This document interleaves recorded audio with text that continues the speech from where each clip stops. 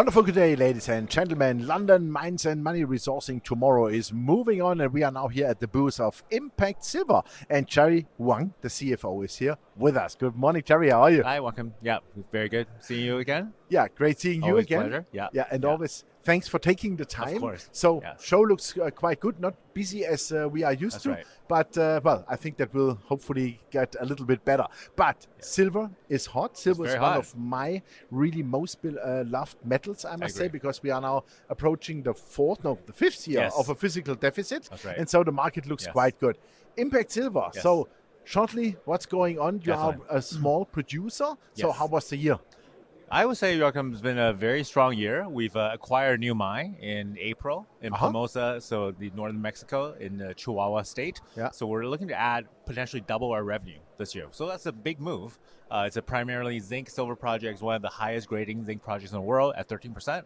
It comes with a mill, which is running at 80 tons per day, going to 150 by next year. So we started that actually a month ago. So very exciting. We did that in 6 months.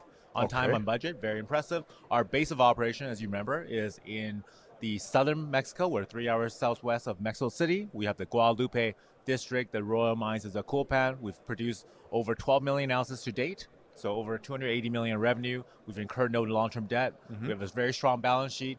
Despite the overall market weakness, we're sitting on close to 13 million in cash, no debt. Nice. Our market cap is No- down to no 30. debt? No debt. Whoa, lovely. Yeah, so exactly. So we're leveraged 90% pure silver. And every time it's moved, I mean, it's literally in our presentation deck. I mean, we've seen this 5 times now in the last 20 years. And every time at this kind of price point, we've never had that much cash, this much production, and this much upside. Super, perfect. Yeah, I saw you produced like you are at 1 million ounce capacity That's with right. the plant. Now Yeah. you wanna Yeah. raise that to what? So we're let's looking, say? we're about 700,000 ounces a year now. So we're looking to basically double that to about 1.5 million Okay, ounces nice. silver equivalent. So Yeah. during COVID, we actually ramped down from about 900,000 to about 700,000 and just never really moved back up. Okay. So now it's a perfect opportunity given the rise in price of silver, Okay. at 24.5 today. Most important thing is you are the CFO, so numbers are the good course, thing. yes. What is the margin you are having? So on the gross margin, we're probably 20% right now. At last quarter, we were still making EBITDA positive. So we're about 2 million EBITDA positive last quarter. We had a slight net loss, about $500,000. So given a $13 million cash and receivable balance, we have a nice cushion if things really go bad. Yeah. Obviously, I don't think we forecast that, but we all saw the Zurich Invest presentation. Ronnie did a phenomenal job. Yeah. He loves silver, right? Like it's the first inning of recession, we're all gonna be down. That's but right, silver, yeah. as he said, Yeah. very rightly will outpace gold, Yeah. and that's the beauty of it. Absolutely. So with the new production, in addition, what AISC do you anticipate for next year? I know forward-looking statement, but Definitely. you must have an idea at least. So we don't put out AISC, but we do generate obviously a gross margin and a cost per ounce basis. So on a cost per ounce basis, we're looking at a marginal cost of anywhere from 21 to 21.5, and we incorporate a bit of continuous brownfield drilling. We're probably closer to $22 an ounce. And that's factoring in just fuel, labor inflation globally, especially in emerging markets and developing markets like South America. Okay, super. So prices today are approximately close to 25. Yes. That would mean that if that stays there or goes higher, Yes. you are profitable.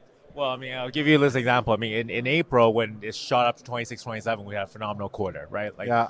And that's the beauty of a pure metal player like us. We're not half zinc. We're not, half gold. Yeah. It's silver, right? Silver Yeah. goes up. Every dollar silver goes up. At 1 million ounces a year producing asset, we're making an extra $1 million on the net income without changes to the bottom line.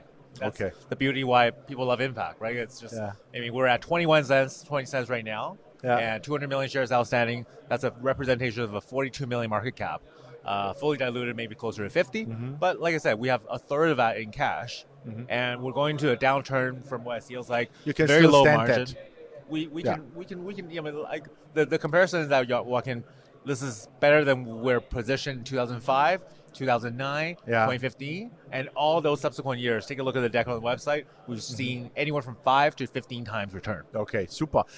Where do you see, let's say, for the next year, growth perspectives? Can you enlarge the production you have, meaning organic growth? What is in the making? So, I mean, as we mentioned, we did buy a new mine, so that could potentially double our revenue. I say that's a pretty good growth, so that's obviously not organic. Organically, we're adding about 20% to our capacity, from 400 tons per day to probably closer to 450, 480 tons per day. Our mill capacity at Guadalupe is 535.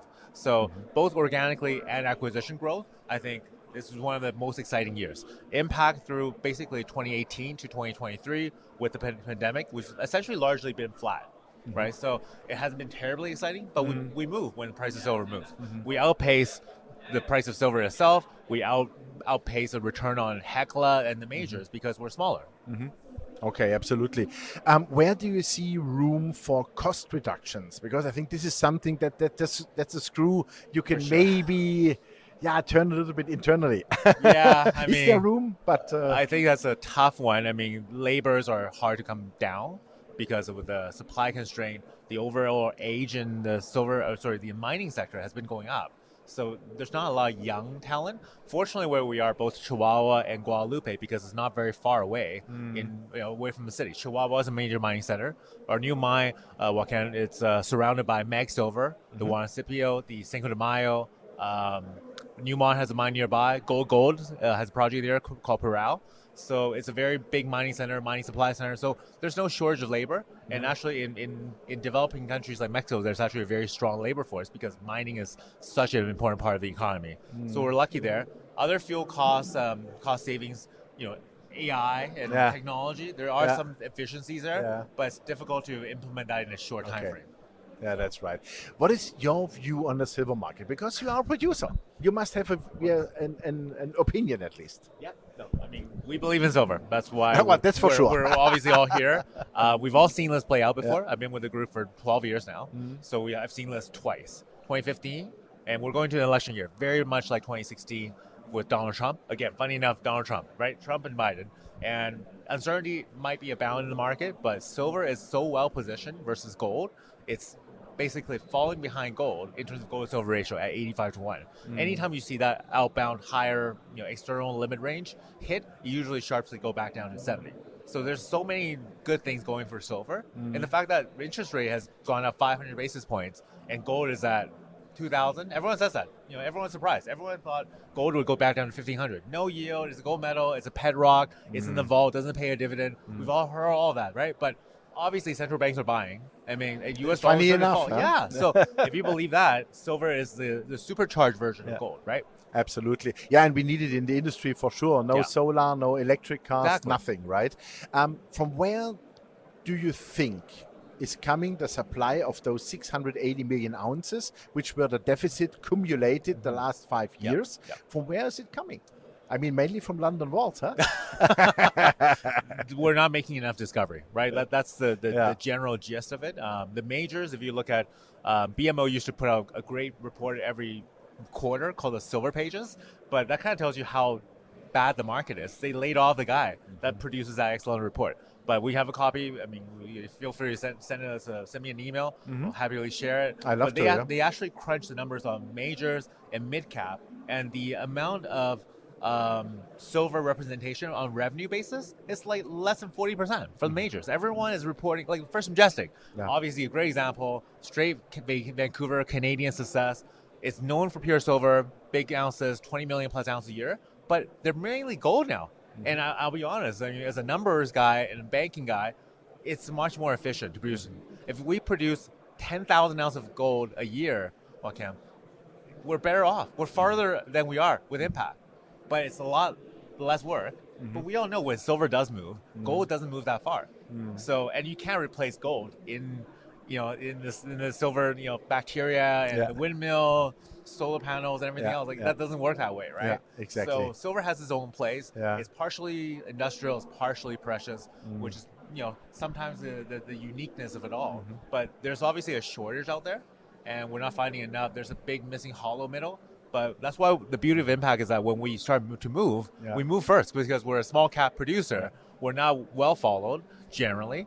We have a very die-hard group of loyal followers that followed us for the last 20 years. And every time at this price point, if you pick the right spot, you will make very good money. Absolutely. Last question. What's your personal target for the silver price next 2-3 years? Really putting on me on the spot. So I'm not going to throw out a number like Rob McEwen does for 5,000, but I think I like what Tabby Costa and Ronnie kind of said in the 32 range. I don't think that's far off, because I remember back in 2016 when Donald Trump was in the office through January through July when he got elected, Black Swan event, literally silver hit 32 right before the market opened, and S&P dropped 10%.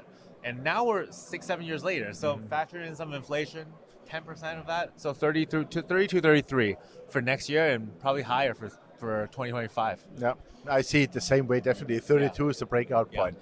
Jerry, thank you very much. We wish you all the best. I would say keep producing silver. Make sure you produce more, because this world needs a lot of silver. I agree. Thank you very much. Always a pleasure, Thank you.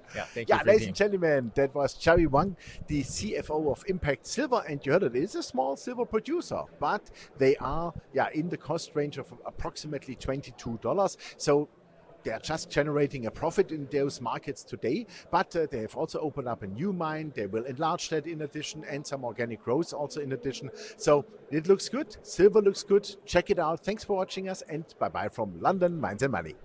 Thanks so much.